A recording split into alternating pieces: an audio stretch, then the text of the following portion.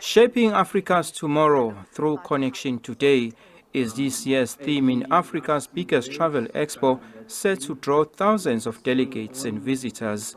Tourism contributes about 10% to the country's gross domestic product. Tourism Minister Patricia de Lille says the 2023 Africa's Travel Indaba hopes to reignite the country's tourism prospects to pre-COVID-19 status. The sector was one of the hardest hit during the pandemic. Despite strides made to mitigate the impact of the pandemic, challenges for doing business and traveling in the African continent still remain. Panelists at the Indaba launch singled out stringent visa requirements as one of the hindrances.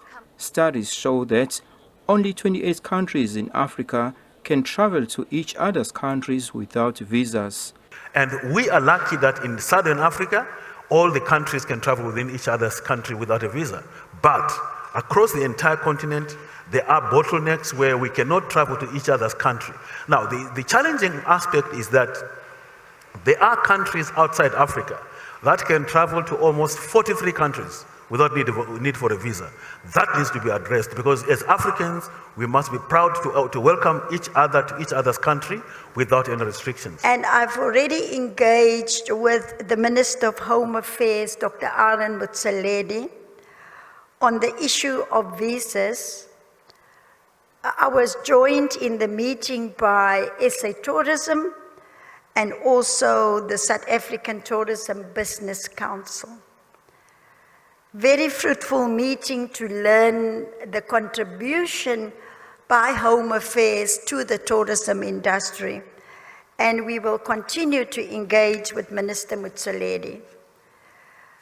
I am committed to reducing the barriers that threaten the growth of the sector, together with all the role players. This year's Indaba will have 120 small, micro and medium enterprises showcasing their businesses. The SMMEs say the Indaba provides them with ideal platform for market access. One of our challenges is market access.